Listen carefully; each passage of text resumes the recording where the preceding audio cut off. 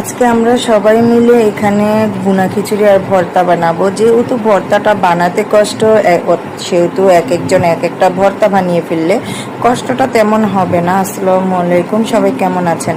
আপনাদের মাঝে ছোট্ট একটি ব্লগ নিয়ে চলে এসেছি, আর সেই ব্লগটা হচ্ছে আজকে আমরা ভুনা খিচুড়ি করব, আর সেই জায়গা থেকে আমি ভর্তা বানাচ্ছি। এখানে দেখুন আমরা চারজন চার রকমের ভর্তা বানিয়েছি। আরেকজন ভর্তা বানানোর জন্য বাসায় গিয়েছে, এখনও চলে আসেনি। আর দেখুন এক পাতিলা খিচুড়ি, কারণ আমরা সবাই খাবো। এখানে আরেকটা ভর্তা অলরেডি চলে এসেছে, এখন আমরা এটাকে অনেক মজা করে সবাই খাবো। দেখুন আমি আমার প্লেট সাজিয়ে নিয়েছি। আমি কিন্তু ভর্তা একটু কম খাই, যতটুকু নিয়েছি আসলে আপনার ভাইয়াকেও খাওয়াবো, সেজন্য হয়তো একটু বেশি করেই নিয়েছি।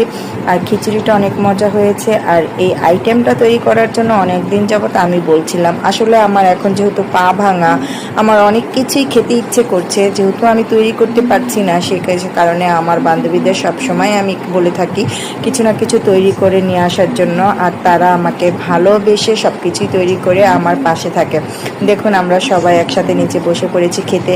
এরকমভাবে খান কেউ প্রতিবেশীদের সাথে, এরকম আনন্দ একটা ভালোবাসার সম্পর্ক কি কারোর সাথে গড়ে উঠেছে?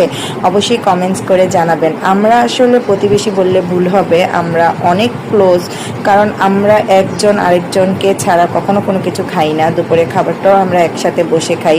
আর একজনের বাসার খাবার আরেকজনের বাসায় অনেস্টলি খেতে পারি, কোনো আনইজি ফিলতা আসে না, কারণ আমাদের মধ্যে সম্পর্কটাই গড়ে উঠেছে এরকম। সবাই এরকম একটি সম্পর্কের মধ্যে জড়াবেন, দেখবেন অনেক আনন্দময় একটি সম্পর্ক থাকবে। আল্লাহ।